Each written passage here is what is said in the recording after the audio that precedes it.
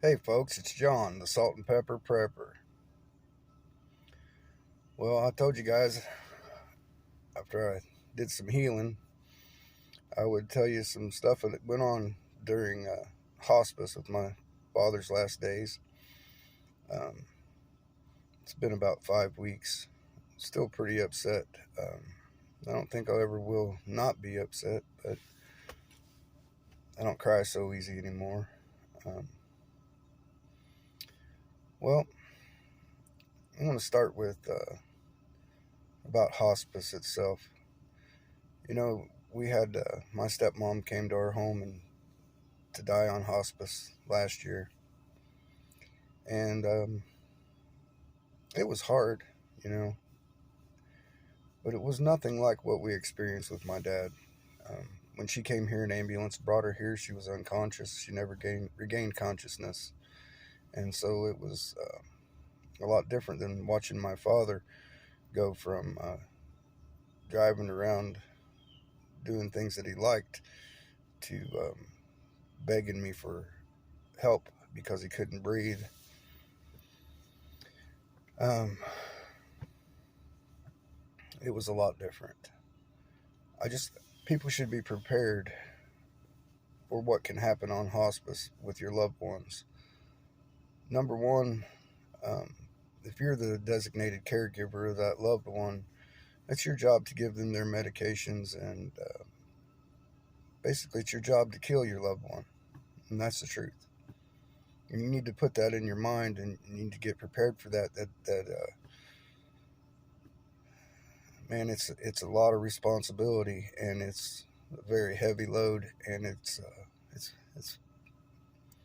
it's heartbreaking. Okay, to watch your loved ones suffer, and to have to keep giving them the morphine because they're suffering, and knowing that the morphine eventually, one of those doses is going to be the last one because it's going to kill them, and that's the way it's designed. And if you don't understand that about hospice, you really need to do some looking into it, and understand what you're going to have to go through, and prepare yourself and your family for the event that's going to take place, because it's very, very hard on your soul. Very hard. Um, and saying that, I'd like to tell you about my father's last words. My dad was very bad off, and he could barely speak, and he reached with his hand and he grabbed me and he pulled me down to him where I could hear him, and he whispered in my ear. He said, "I love you." And then he said, "Love, love, love." And those were the last words that my father spoke to me before he passed a few hours later. And let me tell you, man, that sticks with me. Man, it has changed my entire being. Um,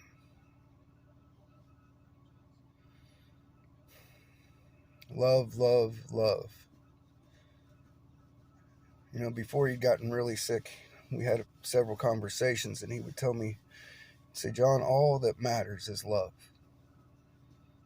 He'd tell me that all the time, and it's strange from a PTSD stricken Vietnam vet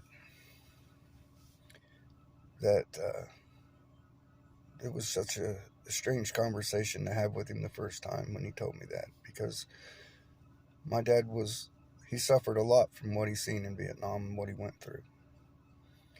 And I just couldn't believe the first time we had the conversation, and he told me, "John, all that matters is love, no matter what, just love." And you know, I tried to take that to heart, but when his last words were "love, love, love," I knew that he really meant that, that's all that really mattered.